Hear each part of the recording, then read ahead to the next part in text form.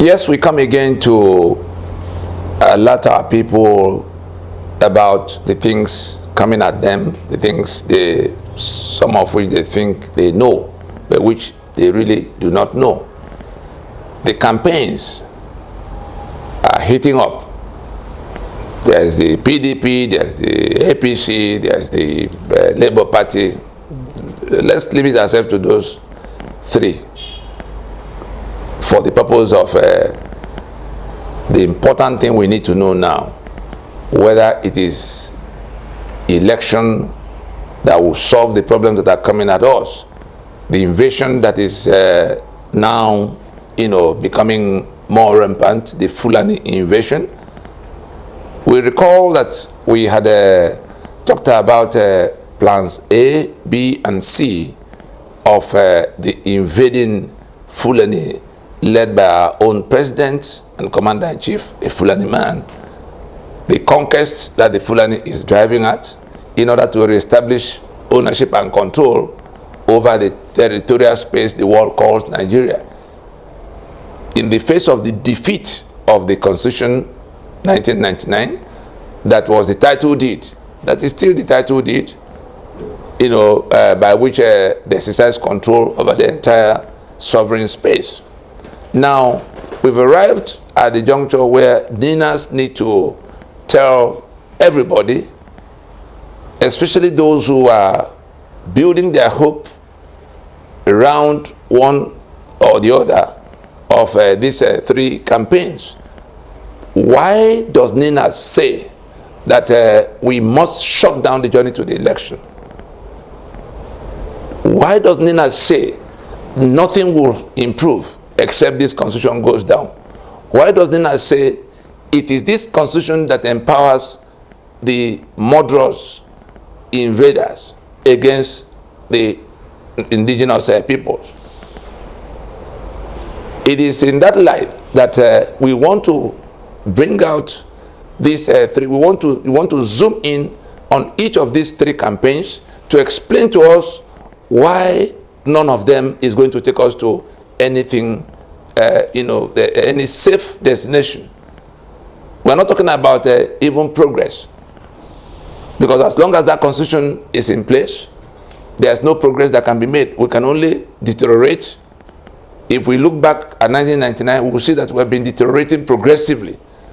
And now we're not even talking about the stagnation and that deterioration. We're talking about the danger that is coming towards us in a situation where the Fulani now want to take the entire space for themselves as their new homeland, eliminating and exterminating the indigenous peoples of Nigeria. And so we just want to make it clear that Ninas stands where it stood all the while about the need to shut down the voyage to that election, because no matter who wins the election, that constitution will survive. The calamities we're talking about can only increase, and none of the candidates can do anything about those things for the reasons we're going to explain to you in course of this. So it will be in three parts. We'll take on we'll start with the PDP and their candidate Atiku. Then we go to APC, their candidate Tinubu, and then Labour Party and their candidate PDOB. Elon Musk is talking about constricting the journey from London to New York to 31 minutes. But unfortunately, the topical issue in Nigeria is restructuring. Restructuring my foot. To hell with restructuring.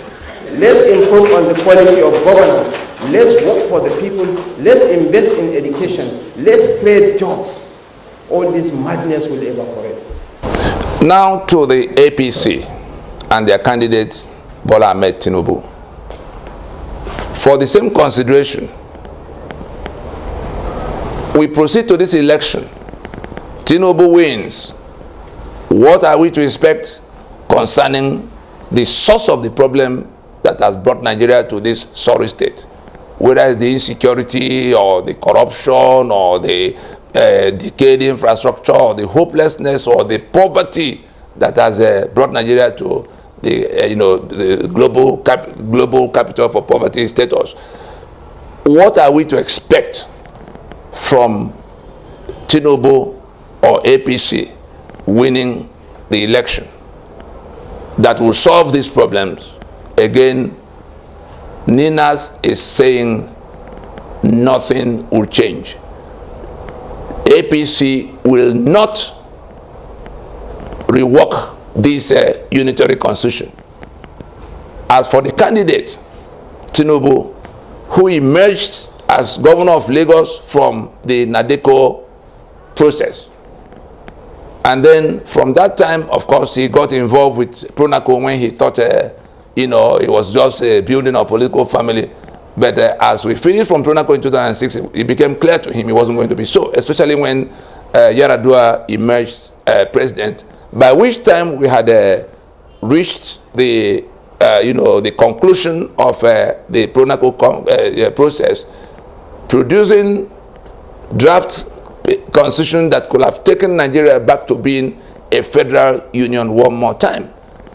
A process that had the ethnic nationalities from across the length and breadth of Nigeria, including Fulani at the time, attending to address these two questions of whether we want to carry on in this union as one political union or otherwise, and whether and what the terms of that union would be. That was what the Pronaco did. So from Nadeko to Pronaco, Tinubu was always there in the background. His chief of staff then was Fashola, your current Minister of Works, and his Attorney General of the time, the one that is Vice President now, Yemi Osinbajo. And so none of them is a stranger to what we're discussing, because it's that same thing we set out to resolve at the time, that Ninas is at the stage of consensus have been built, and we are now to enforce that consensus, that we must go back to being, we must restore the sovereignties that are confiscated by that constitution to the owners of the sovereignty. What they do with the sovereignty will then be their own decision, and that is what self-determination is all about. If Yoruba want to be in union with Fulani and Igbo, then it will be their decision, not the one that is imposed by the instrumentality of that 1999 constitution that lied that we, the people, submitted our sovereignty. That's the biggest quarrel, and for which reason Ninas is saying we can't proceed, because it's a disputed union now. It's a disputed construction site. The Nigeria you are building on that foundation is like a house being erected on a disputed land. Those who are, all the agitations, whether it's for Odua Republic or Biafra Republic or resource control in Niger Delta or whatever the Middle Belt is saying they don't want now, all of them are flowing from the same constitutional grievances imposed by the constitution that they didn't make, appropriating their sovereignties. And so this party, APC, on account of our extensive engagements with all stakeholders across board, APC had put restructuring in their manifesto at the time they were trying to dislodge Jonathan. Then when they got there, this is 7 years going to 8 years, they even set up a committee led by Rufai to work out the details of how it will be done. All of those things came down to simple deceit. They did not touch that subject matter. Buhari began to abuse everybody. He said that those who are talking about restructuring don't know what they're talking about, and all such nonsense.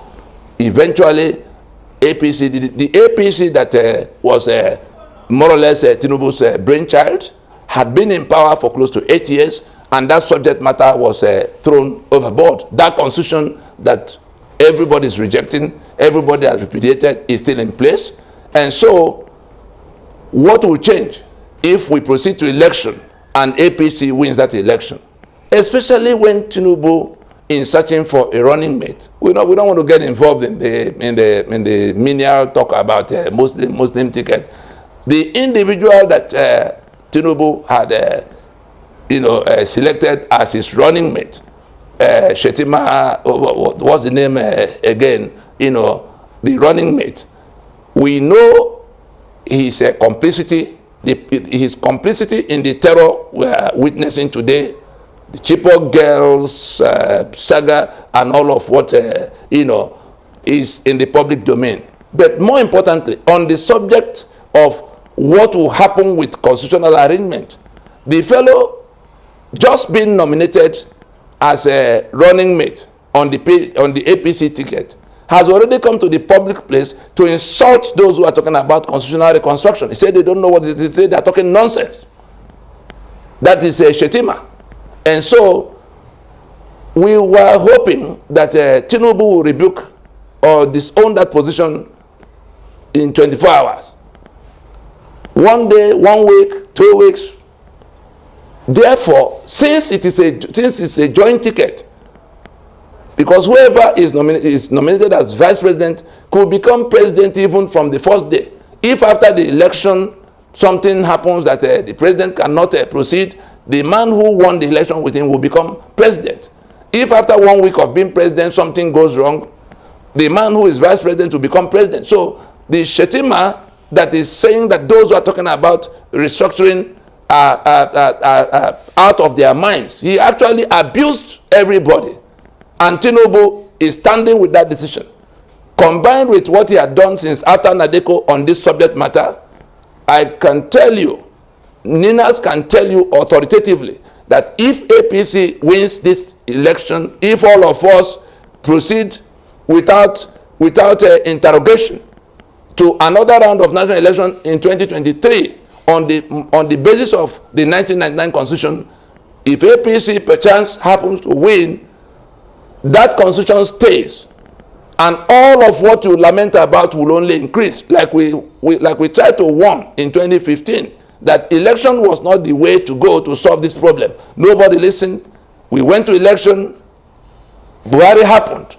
We have seen where it has landed us. And so again, we are shouting from the rooftops to say, if we proceed to this election, the people who are invading us for conquest, because of the defeat of that constitution that empowers them against us, are going to have a new lease of life for a constitution that had been defeated already by our actions across the last 22 years. And so, if APC wins in that election, God forbid we should get to that threshold, that constitution will remain intact, and nobody is going to be allowed to raise the issue under their watch.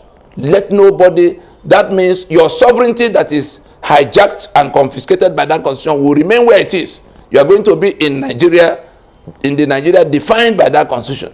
You are going to remain in information of 36 states. You are going to remain in information on 7 and local government areas.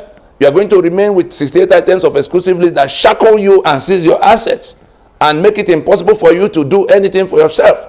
You are going to remain in this regime of corruption that is created and protected by that constitution. We've been through it so many times, explaining to our people what contents of that constitution create all these conditions we talk about, whether it is the insecurity we see, or the corruption we see, or the impunity we see, or the decayed infrastructure we see. And so we just want to let us know that if we proceed to this election, Ninas is telling us that if we proceed to the election of 2023, it will be our own choice to preserve that constitution that creates a master-servant union, a union of death, a union of backwardness, and a union of poverty for one side and affluence for the other. I would think that the choice to make is whether we want to remain in our bondage or want to come out of it. If we want to come out of it, we must stop that journey to that election, because all the political parties subscribe to that constitution. Whether it's APC or PDP or Labour Party, they will swear to and govern by that constitution. So what are we pursuing when we can shut down the journey to the election and recover our sovereignty and decide in self-determination what we want, whether we want to be in union, remain in union with those who have embraced a civilization that required them to kill others as infidels, and who say to us that we are not all born equal. They say they are born to rule the rest, that all men are not born equal. These are the kind of things we'll be bringing upon ourselves if we proceed to this election under that constitution. Ninas is saying the way to salvation is to shut down the journey to that election. Except we want to perish, the time to listen is now. Thank you.